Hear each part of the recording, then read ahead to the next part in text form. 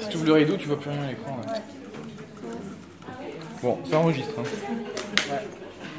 Bon, merci. Tu pourras couper après. Oui, je couperai à la fin au moment de. Non, je veux dire pour le mettre en ligne. Je t'ai coupé Oui, toi.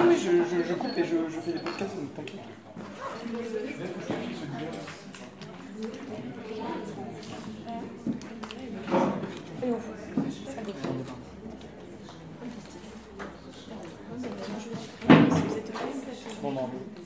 Je vous laisse introduire, juste termine mon truc parce que là je suis et... Bonjour. Le micro Oui. Bonjour, c'est ça? Ça marche? Ça marche. D'accord. Merci à toutes et à tous d'être venus pour cette journée organisée donc, par les labos juniors Sciences dessinées et Génère épistémologie et recherche.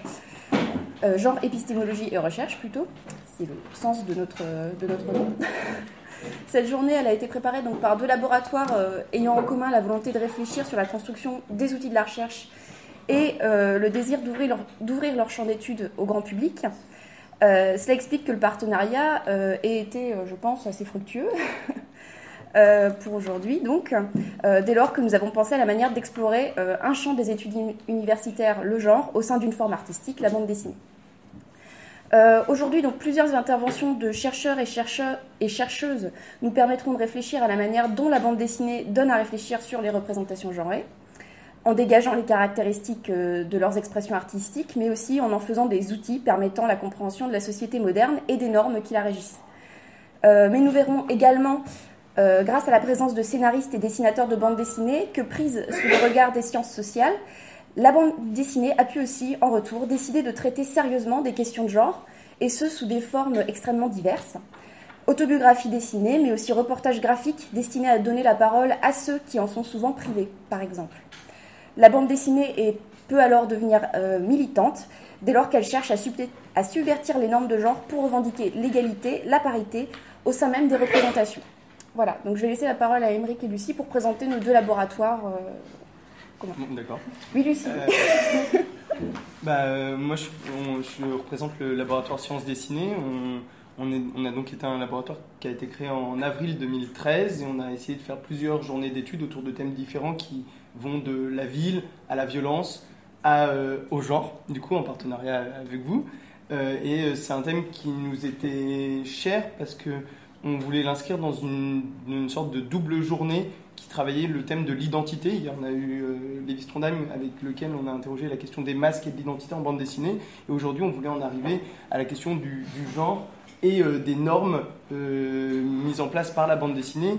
Donc, ce qui sont, comme tu l'as dit, autant de médias qui peuvent être subversifs, qui peuvent être donc des médias qui font réfléchir, mais également des médias qui transfèrent des normes.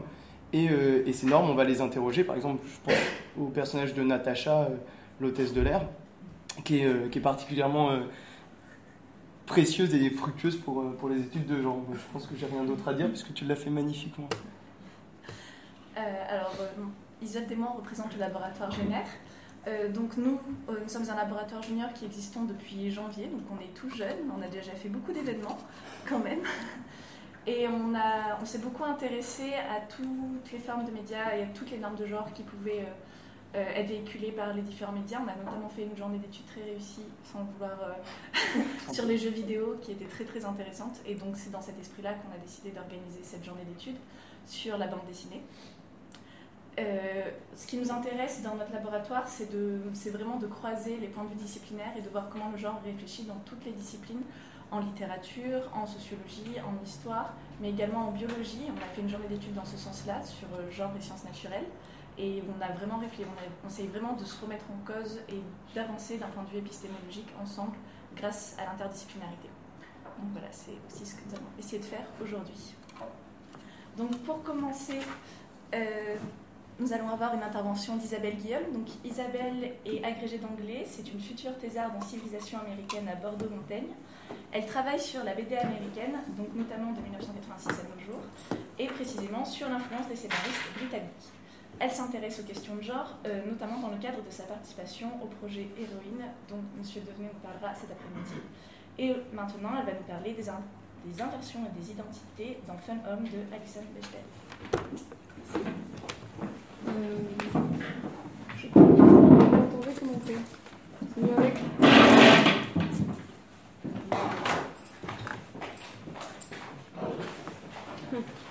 C'est mieux là. Voilà.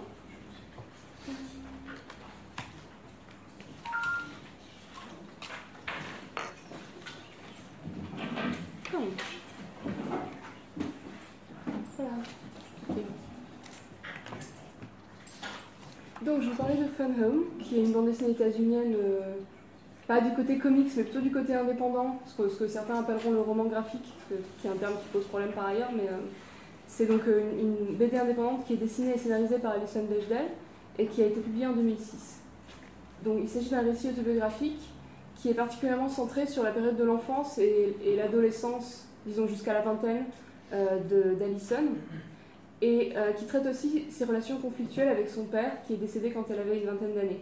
Donc le but de ce mémoire, c'est véritablement, j'utilise mémoire dans le sens où le but de ces mémoires, c'est de résoudre les conflits qu'elle conserve par rapport à la figure de son père, mais aussi célébrer la mémoire de cet homme qui a présent à quitter sa vie. Donc pour vous montrer à quoi ressemble une page typique, j'ai choisi celle-là parce qu'on voit que le dispositif lui-même reflète bien la double temporalité entre narrateur et personnage, puisque les cases en elles-mêmes donnent à voir les événements tels que l'auteur se les rappelle, et entre les cases, on trouve des récitatifs, donc les textes en haut, qui sont en première personne et qui sont attribués non plus au personnage mais au narrateur, donc qui sont écrits dans une temporalité qui est largement postérieure aux événements.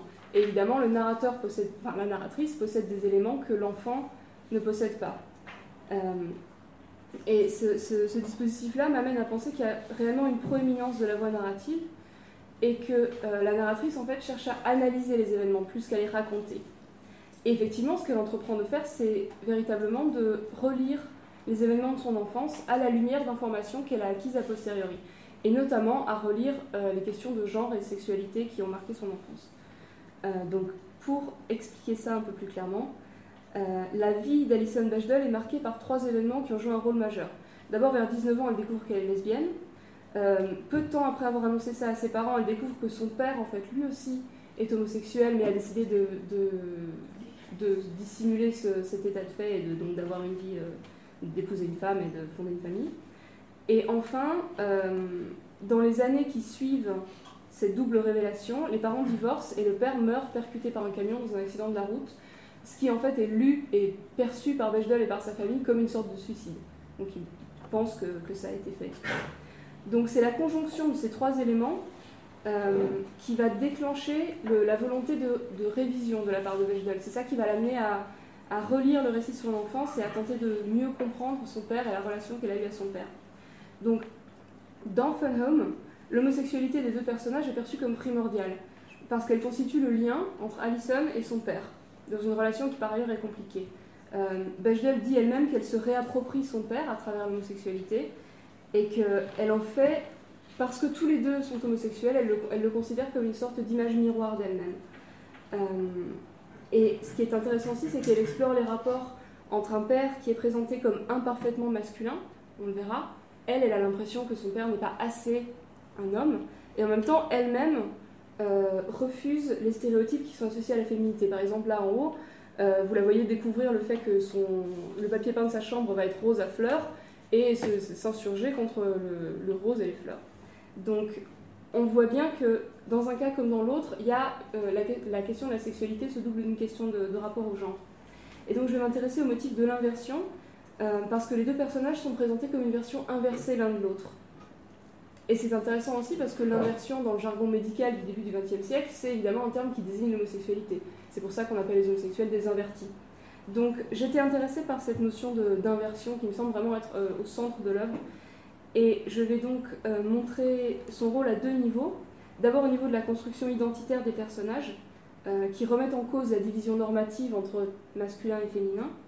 Et ensuite, je m'intéresserai à l'inversion en tant que principe d'écriture, puisque Bechdel, en interrogeant les stéréotypes de genre, parvient à inverser des représentations qui sont marquées par la domination masculine dans le monde de la bande dessinée et en général. Je vais vous expliquer tout ça. Donc, pour commencer avec le rôle de l'inversion dans la construction de l'identité. Ce qui est apparent tout d'abord, c'est qu'il y a une opposition entre le père et la fille dans le sens où Alison Bechdel vit son homosexualité au grand jour. D'ailleurs, elle est active dans la communauté lesbienne, enfin, ça n'a jamais été un secret pour elle. Mais au contraire, pour son père Bruce, l'homosexualité est source de honte. Et donc, il cherche à la dissimuler, à sauver les apparences. C'est-à-dire qu'il va construire véritablement un contraste entre l'image de père de famille parfait qu'il va essayer de construire et la réalité des choses, qui est qu'en fait, il va avoir des relations sexuelles avec des jeunes garçons, et il va vivre sa vie de façon cachée. Donc, Alison Bechdel, pour expliquer ça, fait un rapprochement entre la passion de son père pour la restauration de maisons, puisque c'est un grand bricoleur qui a construit une maison d'époque, mais de briques et de broc. Elle va faire un rapprochement entre la restauration de maisons et la construction de l'identité. Donc, pour décrire ce bricoleur de génie qui récupère et qui redécore de vieux objets, elle le décrit en disant « C'était un alchimiste des apparences, un savant de la surface, un dédale de la décoration ». Évidemment, je traduis, j'ai pas pris la traduction officielle parce que souvent les traducteurs ont d'autres contraintes et donc enlèvent des éléments. Donc j'ai préféré traduire moi-même, ça vaut ce que ça vaut. Et donc elle précise,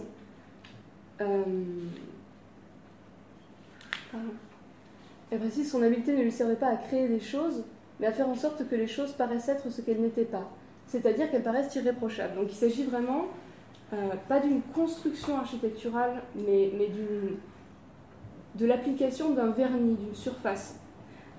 Et elle continue immédiatement, donc ça c'est le bas d'une case, et le haut de la suivante, c'est ça. Donc vous avez la révélation soudaine de l'homosexualité du père, où on lit, par exemple, il semblait être un père et un mari idéal, mais un mari idéal aurait-il des relations sexuelles avec des adolescents? Donc vous avez la case qui représente le souvenir d'enfance et le récitatif qui vient faire irruption au milieu de la case de façon rétrospective, c'est-à-dire que enfant, elle ne pouvait voir que cette espèce de vernis, la famille parfaite qui va à l'église avec le père, la mère et les 3 enfants qui se tiennent, qui sont bien habillés dans leurs habits du dimanche, et en fait, la révision des événements va lui permettre de gloser l'image et de comprendre qu'en fait, tout ça n'était qu'un vernis et que ça dissimulait quelque chose qui était tout différent. Et d'ailleurs, on a un indice de ça, si vous voyez bien, le père, en fait, n'a pas les yeux tournés vers sa famille, il a les yeux tournés vers les enfants de cœur qui sont en train d'arriver. Donc, dans l'image même, vous avez un indice qui va faire sens avec la révision qui est apportée par la narratrice. Donc, l'idée très freudienne qui est là-dessous, c'est qu'en fait, l'obsession du père pour sa maison est un signe ou un symptôme de son incapacité à tenir complètement le rôle de père de famille. Étant donné qu'il est incapable de se conformer aux exigences du genre masculin, c'est-à-dire d'être attiré par les femmes, tout simplement, il met en danger, dans son esprit, l'édifice idéologique de la famille, qu'il voudrait pourtant préserver. Et c'est donc pour dissimuler cette défaillance de sa part qu'il va compenser en surévaluant l'importance de la maison familiale. Mais précisément, c'est en insistant sur cette superficialité de la maison qui va révéler le secret qu'il essaie de dissimuler. Donc c'est comme ça qu'Alison Bechdel l'interprète. Et c'est donc à partir du moment où la sexualité du père est révélée à Alison Bechdel que la relation des 2 personnages en termes de genre devient claire. C'est-à-dire qu'en fait chacun est le substitut de l'autre, chacun projette sur l'autre une expression fantasmée du genre qu'il voudrait avoir. Donc il y a une case qui est particulièrement signifiante de ce point de vue-là, c'est celle-ci. Donc la narratrice dit « Non seulement nous étions des invertis, mais nous étions des inversions l'un de l'autre.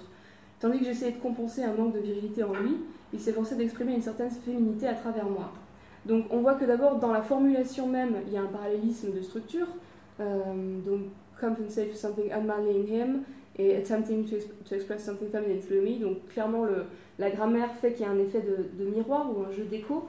Mais même dans la façon dont la case est construite, on voit que les récitatifs et les 2 bulles sont placés selon une sorte de symétrie centrale. Donc au lieu d'avoir une structure simple où vous auriez eu d'abord le récitatif, ensuite les bulles, on a cette espèce de chiasme, ce qu'on appellerait un chiasme en littérature, donc une inversion des 2 bulles et des 2 récitatifs qui va agir comme un miroir.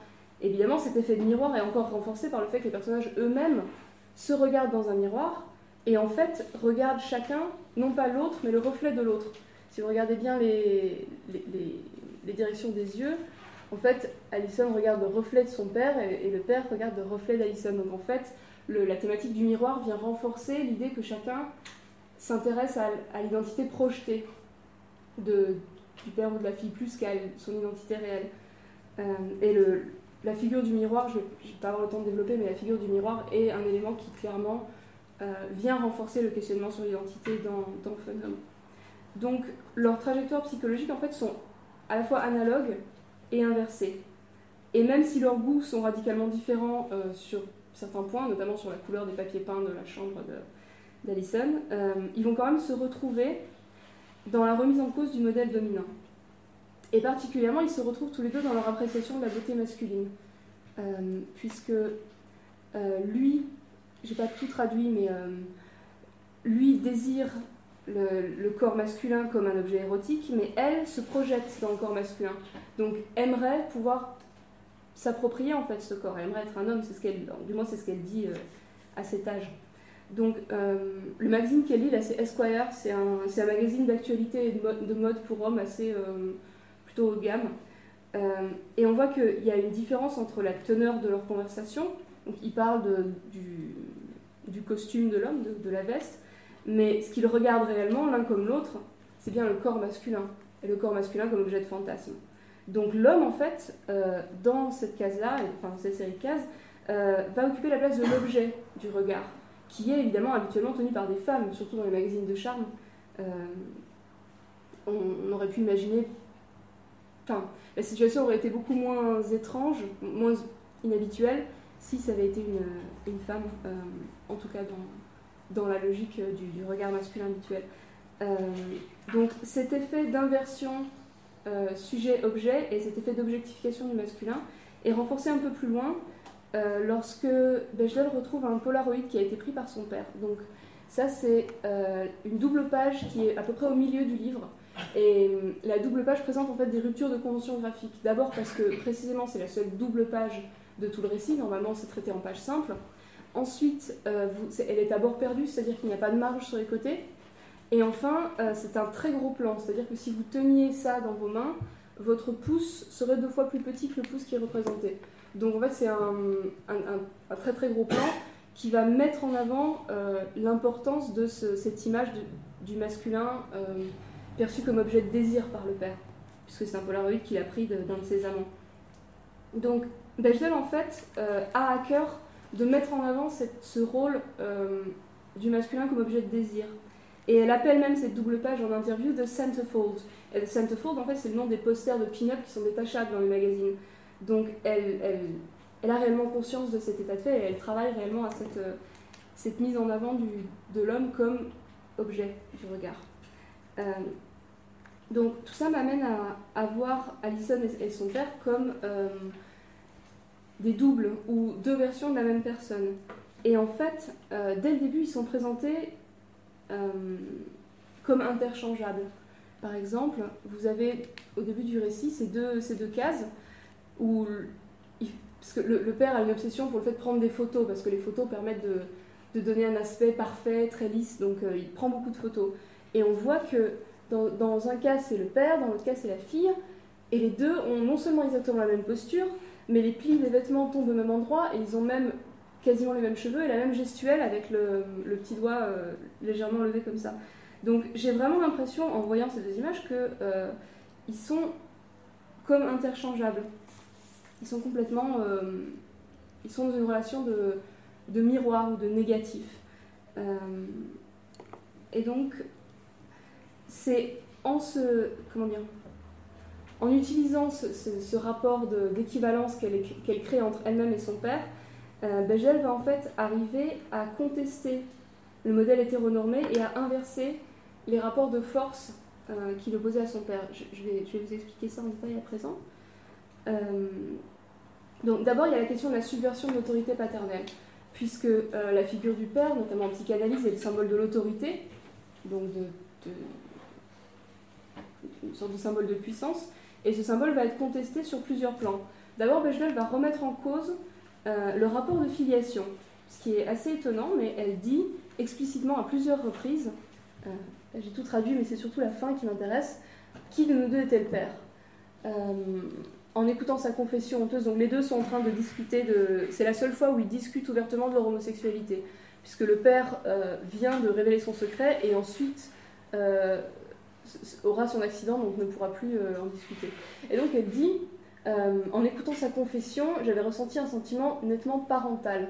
Et cette notion d'être le parent de son père me semble très singulière, et donc je pense qu'elle mérite d'être explicitée.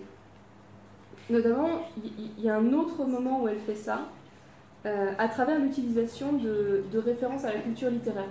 Là, vous voyez qu'elle parle d'Ulysse et de Télémaque, et aussi de Stephen Dedalus et Bloom, qui sont des personnages de Ulysses de James Joyce.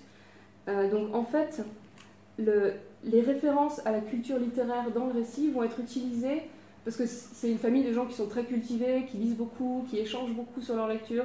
Donc, ils utilisent en fait la fiction comme un prisme pour percevoir leurs relations les uns aux autres. Et donc Bechdel, pour décrire sa relation à son père, utilise deux binômes. D'une part, elle utilise le binôme Dédale et Icare, que vous connaissez dans la mythologie grecque. D'autre part, le binôme Stephen Dedalus et Harold Bloom, donc les deux personnages de Ulysses de James Joyce, qui ne sont pas vraiment père et fils, mais qui ont une relation qui est filiale dans le roman. Donc là, c'est déjà compliqué dans la mesure où Dédale, c'est le père chez les Grecs, mais c'est le fils chez Joyce, parce que Stephen Dedalus est le fils de Bloom. Mais en plus, dans le cours de la narration, Alison et Bruce vont être chacun alternativement associés soit à la figure du père, soit à la figure du fils, en fonction de la situation. Donc pour vous expliquer ça, je vais prendre la fin du récit. C'est les 2 dernières pages, quasiment. Donc on va faire une lecture un peu rapprochée. À gauche, vous avez que se serait-il passé si Icare n'était pas tombé dans la mer? S'il avait hérité de l'inventivité de son père, qu'aurait-il créé? Donc, étant donné qu'à l'image, on voit Alison qui s'apprête à plonger dans une piscine, on est tenté de faire un rapport entre Alison et Icare, puisque Icare est tombé dans la mer. Donc, on suppose que la question qu'aurait-il créé est une question rhétorique et qu'on parle en fait du livre lui-même, puisqu'elle vient de créer ce livre. Mais ensuite, vous avez « He did hurtle into the sea ». En réalité, il est tombé dans la mer. Et là, vous avez l'image du camion qui a percuté le père d'Alison. Donc, soudainement, l'idée de la chute est associée non plus à Alison, mais à son père. Donc, c'est le père qui devient Icare, en quelque sorte. Et puis, dans la dernière case, on revient à une association entre Icare et la fille, puisque il était là pour me rattraper quand je plongeais. L'image du plongeon renvoie de nouveau la fille à Icare. Donc on ne sait plus très bien qui est le père, qui est le fils et comment cette relation filiale et cette relation chronologique se met en place. Pour moi, il y a 2 raisons à ça. D'abord, Alison est parvenue à assumer son homosexualité et donc elle voit les tâtonnements identitaires de son père comme un stade qu'elle-même a pu dépasser. Évidemment parce que le contexte était différent, parce que les choses ne sont pas les mêmes, mais elle se sent en quelque sorte plus avancée que son père de ce point de vue-là. Et d'autre part, évidemment, à travers l'écriture et à travers le dessin, elle quitte son rôle d'enfant, elle revient sur les événements, et elle recrée son père en tant que personnage, c'est-à-dire qu'elle va s'imposer comme l'auteur du récit. Et à ce titre, elle va s'arroger la paternité du récit et des personnages. Donc, ce à quoi on est confronté ici, c'est vraiment une réappropriation de la mémoire, puisque le but du livre est de relire l'enfance pour comprendre le père. Cette recherche de la vérité passe par une posture détachée, des peu de gros plans, une posture un peu scientifique, comme si elle voulait vraiment repasser au crible tout ça, mais ça passe aussi par un travail d'archiviste qui est considérable. Et notamment, Bechdel reproduit des documents réels. Donc elle a redessiné intégralement des entrées de dictionnaire, des lettres qui ont été envoyées par son père à sa mère, et même des cartes géologiques. Donc tout ça, c'est du dessin, il n'y a rien qui a été scanné. Et on voit qu'il y a une importance de l'acte de réappropriation littérale, elle dit elle-même qu'elle a passé un temps fou à redessiner ses cartes, et que c'était quelque chose d'un peu fou, mais qu'en même temps, c'était nécessaire. Donc il y a vraiment une réappropriation aussi du côté un peu maniaque qui était déjà présent chez le père.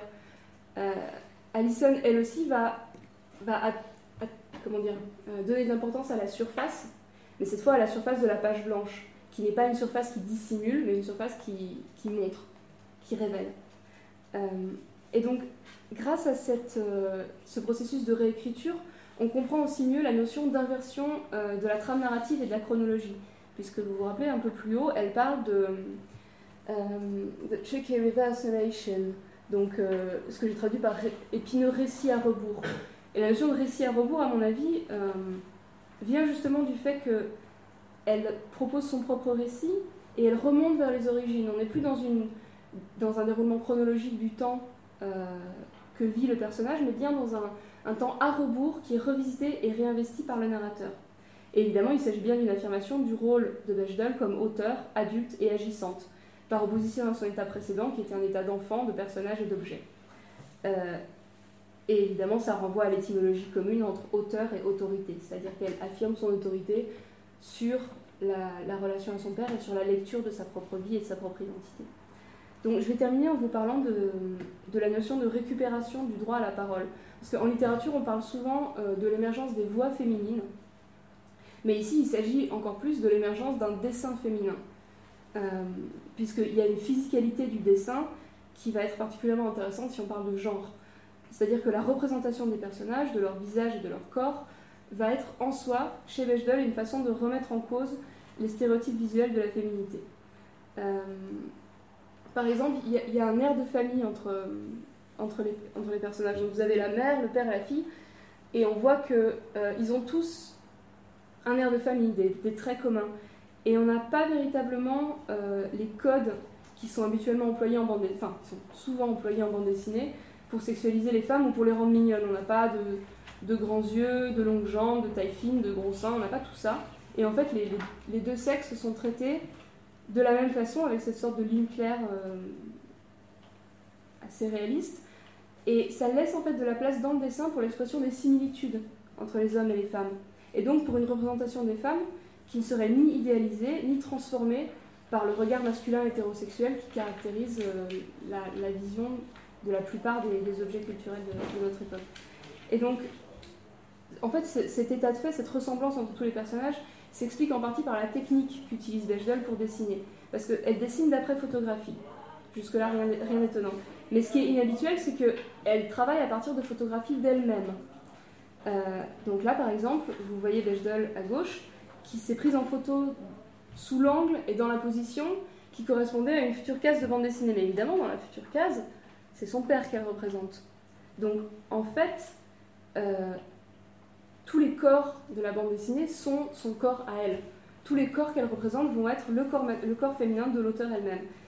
Et ça veut dire deux choses. Non seulement les hommes et les femmes sont perçus comme suffisamment proches pour ne nécessiter qu'un seul modèle anatomique, ce qui n'est pas évident pour tous les auteurs de BD. Si vous pensez par exemple à Robert Crumb, c'est assez évident que les hommes et les femmes ne vont pas du tout fonctionner sur le même modèle et qu'ils ne pourraient pas se dessiner lui et transformer ça en un dessin de femme ou inversement. Mais en plus, le modèle par défaut, le modèle qui va pouvoir servir à représenter tous les personnages, ça n'est pas un homme, c'est bien une femme. Et donc ça va à l'encontre de la logique dominante qui est que le genre par défaut serait le genre masculin et que le genre féminin serait perçu comme un trait saillant, une possibilité qui est plus remarquable que le genre masculin. Et donc, dans le dessin de Bechdel, c'est bien le féminin qui devient non remarquable. Et c'est peut-être une façon d'affirmer que les hommes sont des femmes comme les autres, ou du moins que les deux corps, que les deux types de corps finalement ne sont pas aussi éloignés et aussi irrémédiablement séparés l'un de l'autre qu'on pourrait le croire.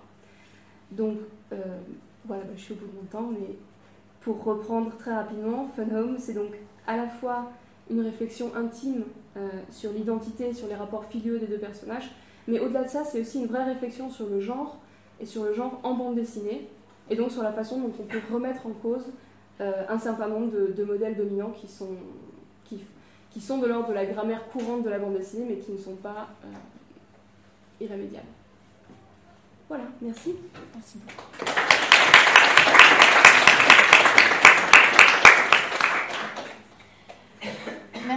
beaucoup Isabelle, c'était passionnant. Et donc j'ai quelques questions, mais je vais laisser la salle poser ses questions d'abord, s'il y en a, et faire passer le micro s'il est quelque part. Il marche le micro ? Il n'y a plus de... D'accord, donc parlez fort en fait, on vous entendra très bien. Donc s'il n'y a pas de questions, je vais peut-être lancer la discussion. Donc moi j'ai deux questions. La première, donc je vais repartir de la fin. Tu notes qu'il n'y a pas... Donc le regard qui est donné va à l'encontre du regard habituel qui est un regard masculin hétérosexuel. Mais du coup j'aurais envie de dire peut-être qu'il n'y a pas ce regard parce qu'il n'y a pas de personnage qui pourra porter ce regard masculin hétérosexuel dans la bande dessinée. Donc ma question c'est, est-ce qu'il existe des personnages dans cette bande dessinée qui sont des hommes hétérosexuels ? Et si oui, est-ce que ça modifie quelque chose dans leurs traits, dans leur représentation des personnages autour ? Est-ce qu'il y a une modification autour de ça ou pas du tout et on reste... Alors, en fait, je vais répondre en deux temps. D'abord, il y a quand même une présence de la pensée hétéronormée dans la mesure où Bechdel, en fait, elle-même, quand elle est jeune, pense comme ça. C'est-à-dire qu'elle dit « mon père était une tapette ». Elle utilise des mots qui sont chargés. Elle dit « moi, j'étais une butch ». Alors, butch, c'est une homasse, je sais pas comment on dit ça, une camionneuse, quoi. Et mais je suis navrée, j'ai pas de bonne traduction, mais elle revendique ce terme, mais elle l'utilise quand même. Elle endosse très clairement des termes qui sont à la base des termes assez désagréables à l'encontre des personnes qui ne se conforment pas à cette question-là. Donc en fait, la vision hétéronormée est quand même présente à travers ça. D'autant plus que la mère de Bechdel, elle est complètement... a choisi de vivre avec son père en connaissance de cause, puisqu'elle le savait, mais n'accepte pas du tout l'homosexualité ni de l'un ni de l'autre. Donc il y a quand même un rappel très fort de cette tension entre homosexualité et hétérosexualité. Après, est-ce qu'il y a des hommes... le problème, c'est que tous les personnages en fait, qui vont apparaître ont tous des dehors d'hommes normal, enfin... d'hommes qui se conforment au canon du genre et qui en fait vont se révéler être soit des amants potentiels pour le père, soit... Et elle découvre petit à petit qu'en fait tous ces hommes qui étaient autour d'elle quand elle était enfant, en fait ont tous plus ou moins couché avec son père. Voilà, donc c'est vraiment pour elle un moment de... Enfin, quand elle représente le moment où elle apprend que son père en fait a eu des rapports avec d'autres personnes qu'elle connaissait, et les bras lui en tombent. Et elle se sent... Ce qui est intéressant, c'est qu'elle voulait utiliser la révélation de son homosexualité comme un moyen de se libérer de la sphère familiale, et en fait, elle se sent encore plus intégrée à cette sphère qui, finalement, était identique à elle depuis le début. Voilà. Est-ce que j'ai répondu ? D'accord. J'ai une deuxième question, c'est... Bon, d'abord, c'est pas une question, mais c'est une remarque. J'ai beaucoup aimé la façon dont tu soulignais l'intérêt de cette forme spécifique de la bande dessinée qui permettait de mettre en parallèle le dessin et le texte. Et c'était vraiment très intéressant. Et oui, ma question porte sur la représentation de l'identité paternelle et sur la façon dont elle est présentée. Par exemple, là, tu as montré l'importance du bricolage, et du coup, je me demandais si on avait des éléments sur la vie professionnelle du père, et s'il était plutôt si justement son statut paternel allait du côté d'un fort investissement professionnel, qui est plutôt la définition d'une paternité traditionnelle, en fait, le père comme breadwinner, comme pourvoyeur de ressources. Alors, c'est une excellente question. J'ai pas eu le temps de parler de la profession du père, parce qu'en fait, elle est triple, donc il a cette espèce de passion quasi christique pour le retapage de maison, mais il est prof de littérature, d'où la réutilisation des codes, mais il est aussi croque-mort. C'est-à-dire qu'en fait, ils habitent dans une toute petite ville, c'est l'Amérique profonde, donc, et en fait, il gère le funérarium. Donc quand il y a un mort à maquiller, il maquille le mort. Et en soi, la profession, et c'est pour ça que ça s'appelle Fun Home. Fun Home, c'est Funeral Home. J'ai pas eu le temps de parler de tout ça, mais donc la profession du père, en fait, est plus un rappel de sa tendance à maquiller les choses et à essayer de faire passer la pilule en quelque sorte, que vraiment alors c'est le breadwinner au sens où la mère travaille, mais ils ont tous plusieurs professions. La mère est à la fois actrice et en même temps elle reprend des études et puis elle s'occupe de ses enfants. Ils sont tous très, très versatiles, très multi... D'accord. Ma question c'était, est-ce qu'il y a une valorisation de la profession du côté du père afin de faire valoir une identité genrée plutôt du côté de la paternité et de la masculinité, ou est-ce que c'est pas forcément ce qui est mis en avant Non, si c'est pas... Disons, surtout son rôle de professeur, en fait, est mis en question parce que Bechdel se rend compte qu'en fait, il n'est pas vraiment professeur dans sa démarche, il a plus envie d'être un éternel étudiant qu'un prof. Donc au contraire, c'est déjà une remise en question de la logique j'ai le savoir et je le déverse à ma fille. C'est plutôt, en fait, il se place dans une posture qui est quasiment une posture d'étudiant par rapport à elle. D'accord. Donc pas vraiment. D'accord. Isabelle, est-ce que tu as lu l'album qu'elle a consacré à sa mère? Oui, Are You My Mother? Ouais. Et comment est-ce qu'elle réinvestit la figure maternelle? Parce que tu as beaucoup parlé du père là, et effectivement c'est intéressant de manière évidente. Et comment est-ce qu'elle réinvestit la figure maternelle dans l'autre œuvre? Alors j'ai choisi de ne pas parler de Are You My Mother parce que en fait c'est beaucoup plus confus. Are You My Mother, ça parle de sa psychanalyse et de comment elle a fait accepter à sa mère qu'elle allait écrire un livre sur l'homosexualité de son père.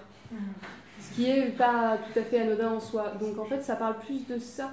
Elle a beaucoup de mal à donner du sens à la figure de sa mère. Elle a du mal à se positionner par rapport à elle. Elle explique qu'il y a du ressentiment et en même temps elle ne peut pas lui en vouloir. Il y a beaucoup de psychanalyse, ça parle beaucoup de Winnicott, ça parle beaucoup de toutes sortes de réflexions. Et en fait pour moi c'est plus un journal de psychanalyse que vraiment un ouvrage qui parle de sa mère. Parce qu'en fait elle parle beaucoup plus d'elle que de sa mère. J'ai eu du mal à trouver une tendance aussi claire dans Are You My Mother que dans Fun Home. C'est pour ça que j'ai décidé de le laisser de côté. Voilà. J'ai juste une question sur l'environnement social dans Fun Home. Tu parles beaucoup de la vision familiale qu'elle a dans la sphère familiale et tout, mais tu disais que c'était dans l'Amérique profonde. Est-ce qu'il y a un impact, est-ce qu'il y a une sorte d'influence ou mise en avant dans la BD de justement cet environnement de petite ville ou du point de vue de l'affirmation d'une identité sexuelle ou au contraire de normes de la famille parfaite? Oui, alors elle explique que son père est né, a grandi, est mort et a été enterré dans un rayon de 20 km. Donc clairement pour le père, il n'y a pas du tout d'issue de cette small town America et il n'y a pas de façon pour lui de vivre au grand jour parce que simplement, moralement, c'est pas possible. Mais Bechdel, elle, va partir assez rapidement pour faire des études à l'université, donc elle va sortir de cette logique-là. Et il y a un moment justement où la famille à son complet va faire un voyage, je crois que c'est à New York, je ne suis pas tout à fait sûre, enfin dans une grande ville. Et elle découvre en fait soudainement qu'il y a des femmes qui ne sont pas forcément toujours en jupe tirée à 4 épingles. Elle découvre des hommes qui, tout en ne comprenant pas tout à fait ce qui se passe, parce que c'est une enfant, dans le récit elle a entre 10 et 15 ans, donc elle n'est pas encore tout à fait au clair avec ça, mais il y a des moments justement d'ouverture où elle va pouvoir aussi affirmer plus clairement son identité par rapport à ça. Lisa ? En fait, tu as beaucoup parlé de références à la littérature qu'il peut y avoir dans Fun Home. Et je voulais savoir, je ne l'ai pas lu, je voulais savoir s'il y en avait aussi à la bande dessinée et si éventuellement il y avait un discours réflexif sur la pratique de la bande dessinée. En fait, moins. En tout cas, la littérature noie vraiment dans la masse parce que c'est un objet familial, c'est-à-dire que c'est vraiment l'élément culturel qui va faire le lien entre tous les membres de sa famille. Elle dit, on était tous un peu autistes, on faisait tous notre truc dans notre coin, on était comme une colonie d'artistes dans la même maison. Et en fait, c'est un peu ça l'idée, c'est pour ça qu'elle réutilise les éléments littéraires. Sachant que la bande dessinée, c'est pas quelque chose qui est partagé par son père, ni par sa mère, ni par personne. On la voit ponctuellement lire des comics ou commander des comics, mais c'est quelque chose qui en fait va être mis de côté parce que ça n'a pas vraiment de lien à son père. Voilà. Donc je vais conclure avec une dernière, en fait une remarque qui m'a vraiment intéressée parce que ça intéresse directement mes objets de recherche de façon complètement paradoxale. Et complètement paradoxale en fait, voilà, tu vas voir le lien. En fait, quand elle dit qu'elle a un sentiment parental vis-à-vis de son père, quand elle révèle son secret, je trouve ça extrêmement intéressant parce que, donc moi je travaille sur le deuil dans les familles qui ont perdu un adolescent, parce que ce sentiment parental, il existe chez les sœurs en fait, vis-à-vis de leurs parents, une fois il faut prendre soin des parents. D'accord. Et là j'ai l'impression qu'on a quelque chose de similaire, qu'elle découvre une faiblesse chez son père, Et que ce sentiment parental, il vient de cette idée, enfin ce serait vraiment le care, quoi. Il faudrait prendre soin de cette personne qu'on pensait forte et qui en fait se révèle fragile. Oui. Et, elle parle beaucoup de la faiblesse de ses parents, tant pour son père que pour sa mère. Elle a vraiment une sensation, elle a l'impression qu'ils ne se sont pas sentis à la hauteur, qu'ils n'ont pas été assez forts, que son père avait une honte. Elle parle beaucoup de la honte de son père. C'est un trait qui est très marquant. Elle répète cette notion de his shame in the house. Et donc, elle perçoit ça en fait dès le début. Pour elle, c'est pas lié à la mort enfin, c'est pas lié à la révélation particulièrement, c'est dès le début. Elle dit j'essaie de compenser pour mon père qui n'est pas assez viril, donc elle endosse véritablement. Elle endosse à la fois la masculinité de son père et elle endosse aussi dans Are You My Mother, elle explique qu'elle se sent responsable de sa mère et que parce que sa mère ne peut pas. C'est une théorie psychanalytique. Pardon, on a le temps, j'ai le temps de finir. C'est une théorie psychanalytique qui dit que en fait, si la mère n'est pas capable de s'adapter aux besoins de l'enfant, c'est l'enfant qui va devoir s'adapter aux besoins de la mère. Et donc, elle relie Winnicott, qui est le psychanalyste qui a dit ça, et elle dit, moi, c'était le cas. Après, elle explique pas vraiment, mais elle dit qu'elle se sent vraiment comme un enfant qui a eu besoin de compenser pour des manquements à la fois de la mère et du père.